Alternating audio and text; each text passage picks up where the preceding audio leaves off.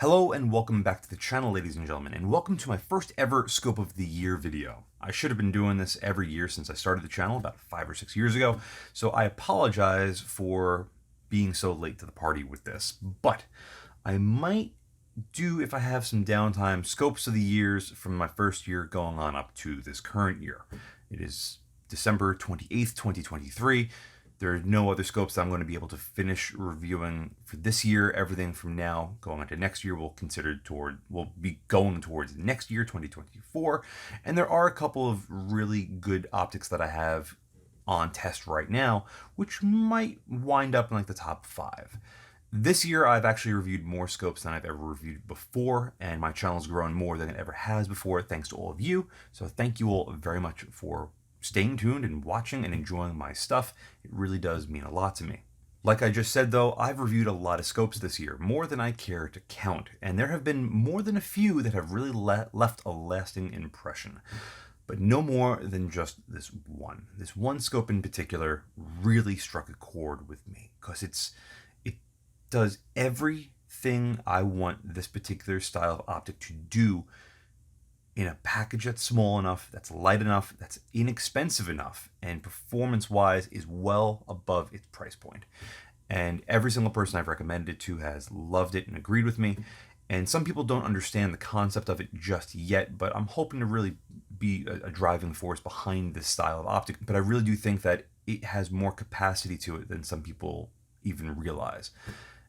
I am, of course, talking about the Athlon Helios BTR Gen 2 2-12 featuring the AHMR2 reticle. This thing is so good I bought it twice. And the only reason why I sold the second one off was because one of my providers was like, I really want to try one of these. And I sent it over to him and he said, I really want to buy this. And I was like, you know what? He's been a good friend to me. And why the hell not? I sold it to him. And that's the only reason why I don't have two of these. But this thing, ladies and gentlemen, is something that if you don't understand the concept behind what I consider to be a general purpose MPVO, this is as good as it gets, especially for the price. Right now, you can find these for low to mid 400s, which is, it's silly. It's silly how good this is for that price. These are made in China, no surprise there. If these were made in Japan and cost $1,200, I would still own one and it would still be my scope of the year. If it was $1,800 to $2,000 made in the US, guess what? It would still be my scope of the year because it would still perform as good as this does. This is how good this scope is. It's not perfect. Actually, no, it's a bullshit lie. It is 100% perfect. Would I like to see this made in Japan or the US? Absolutely. I would absolutely pay a premium for that, hands down. And there have been some companies that I've talked to and be like, hey, why don't you build this? Why don't you build this? Why don't you do this? And like, we don't see the market. And I think that they're wrong. Athlon, if you're watching this video, which I highly doubt you are, but if you are, this is an amazing, amazing optic. You did such an incredible job with speccing this thing out and hitting all of those key points. It's small. In fact, let me tell you exactly how small it is. I apologize, I wasn't as prepared for this as I thought. Overall length on this, including the Butler Creek caps, is under 13 inches. Weighs under 26 ounces, which is very lightweight. 30mm tube, 42mm front objective. The AHMR2 reticle is perfect for this magnification range. A lot of people criticize it because the center dot is too big for them, but I guarantee those people that criticize that the center dot is too big are usually bench top shooters. They shoot from on a square range, on a bench, or in the prone, and they're just shooting paper. They're not shooting steel. They're not shooting from off positions. They're just shooting to try to shoot the tightest groups possible. 0.3 mil dot, so about 1 MOA, is perfect for a general purpose rifle. My Ruger that this is has found a permanent home on. Yes, I have removed my P4XI from it. This goes on top of it now and stays there because this 2-12 matched in with a fairly accurate bolt action rifle is just like beautiful. You want to build a Mark 12 on the cheap, this is the optic I highly recommend. But my gun shoots about 1 inch anyway with really good ammunition, so I put the dot where I want a hole to end up and I squeeze the trigger. If I do my part and the gun does its part, then where the dot is, a hole will appear. It's perfect. Making hits on steel, making hits on larger targets, it's super fast and efficient. The rest of the reticle is perfect as far as scaling wise. At 2x, it's as easy to read and use as it is at 12x. The illumination on this thing is very good for being an MPVO. It's not LPVO levels of bright, but it doesn't need to be much brighter than it is because the reticle is so easy to spot at every magnification at basically any brightness level.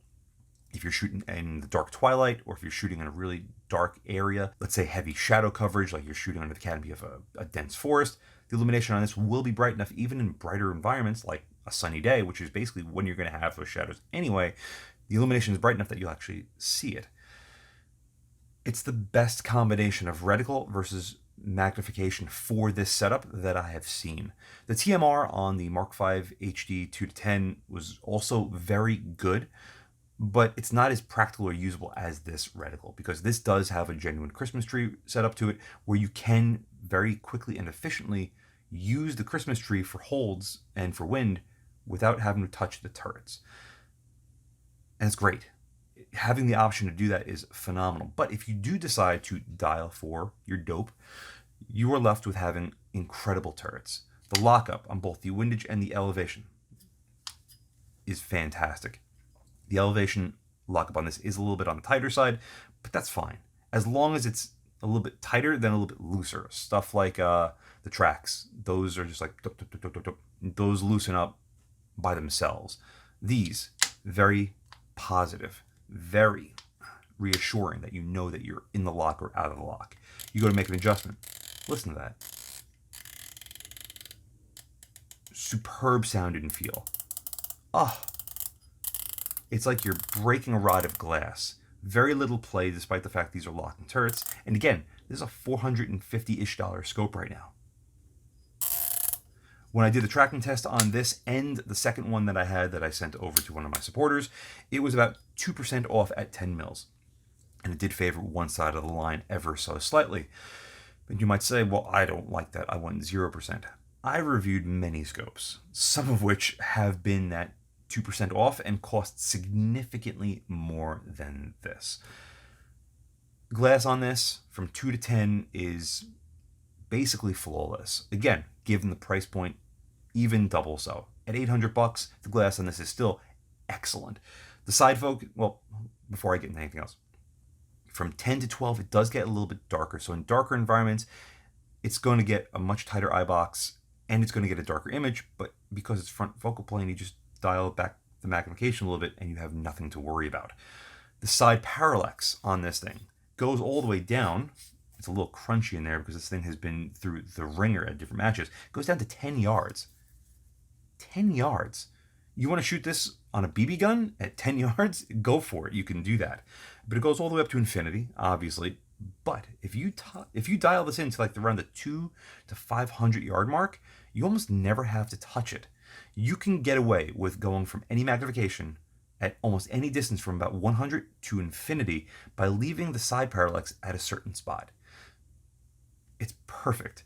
So many other manufacturers have failed to do this correctly, and Athlon seemed to do it without any effort whatsoever. It's wonderful. It's really wonderful. Would I like to see the battery cap be flush with just a coin slot? Yes, I would. But I haven't had any problems with this battery cover coming loose when I go to use it. Because the reticle is so good, I very rarely use the illumination anyway, so it's not really that much of an issue.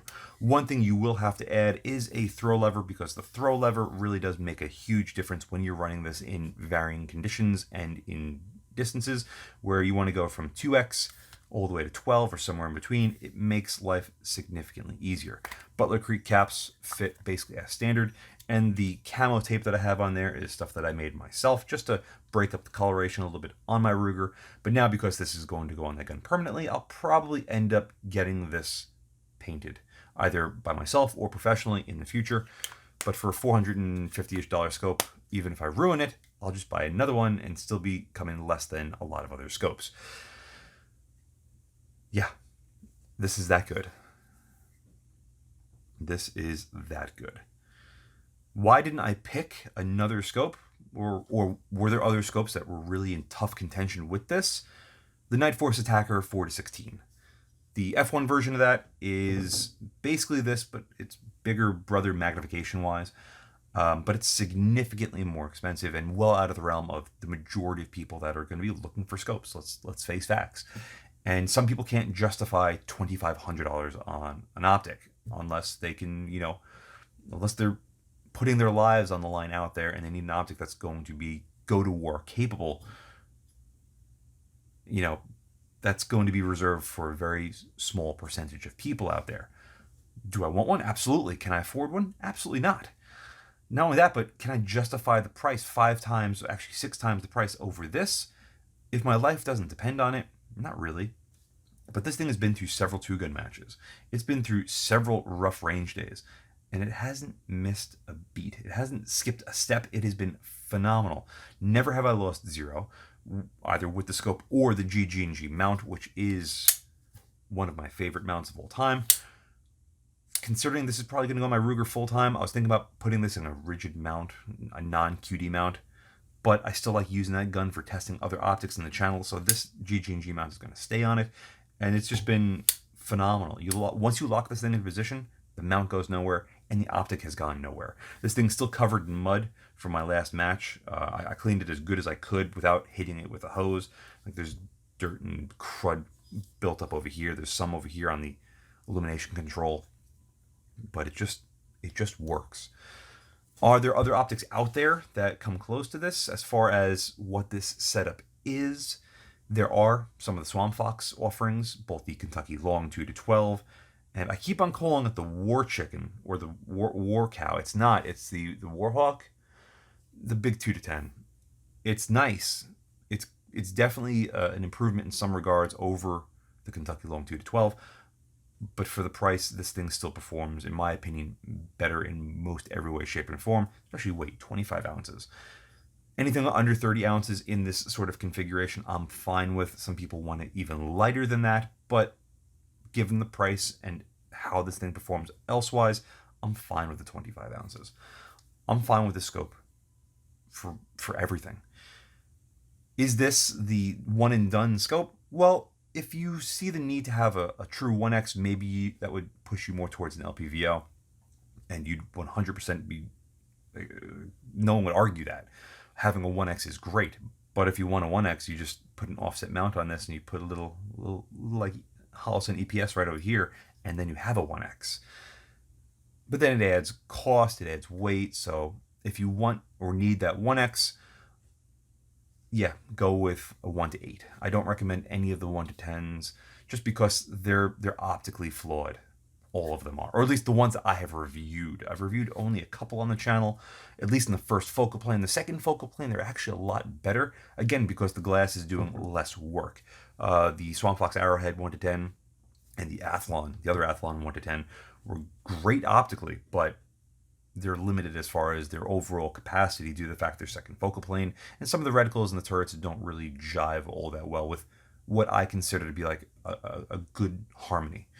Eyebox on this thing is the last thing to talk about. On 2X, it's incredible, about on par with what you'd get with a really high quality second focal plane 1-6 LPVO at 2X. It's really, really great, and then it gets tighter as you go up, but in the 2X magnification on this thing, it's so big and usable, it doesn't matter. You can be off the gun completely. You can have it tilted off the side, resting on top of your shoulder, and you can look through this thing and use it efficiently. It's wonderful. If you're on the fence with one of these, I highly recommend it. It has been nothing short of fantastic for me, and you got to keep in mind the price. For the mid 400s, there's almost nothing that really comes close to this, with the exception of like the Swamp Fox offerings. But I would still recommend this over those for a couple of reasons, namely a lot of the stuff that I've talked about. Hopefully, there will be some manufacturers that will listen to me in the future or watch these videos and say, you know what, let's build a Canadian-made size 6 2-12. That would just be incredible. But Sai doesn't want to listen to me. They don't see the market for it, or maybe they just don't want to invest the money and time. The same thing with Primary Arms with the PLX-C.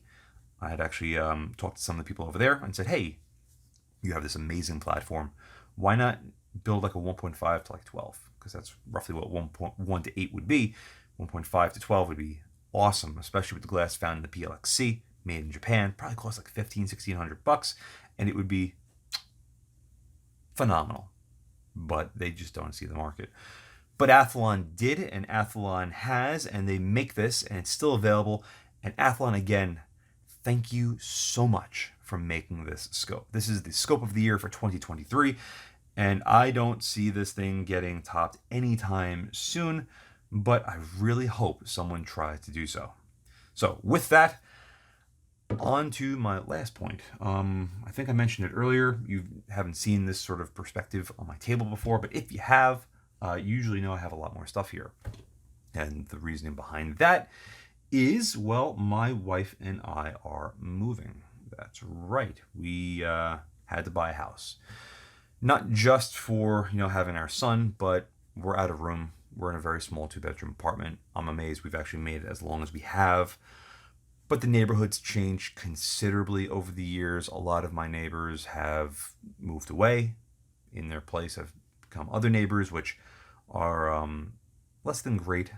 A lot of people are smoking pot, which, I'm fine with. But when it comes into my apartment at all hours of the night and my infant son's room stinks of it, I'm not the biggest fan of that. There's been a lot of people fighting, a lot of different things going on in the neighborhood. And I've lived here my entire life. And my wife and I agreed it was just time to go out on our own, and that's it, go get what's best for our family. And so we went out in the worst possible time to go buy a house, and we bought a house, or at least we're almost done with closing on this house. We're very close. Hopefully, knock on wood, another week or two, we should be done with all that and start moving in, and the process is going to take forever. I have a lot of shit. What does that mean for the state of the channel? Well, that means that I'm going to have a bit of a delay from my next new scope that I will be doing that I don't already have here for testing. It also means that I'm no longer going to have probably one of the staples of most of my reviews, my living room window, which has given us many a wonderful view of that 30-yard power transformer all the way out to the 900-yard power towers and the 400-yard brick building in between.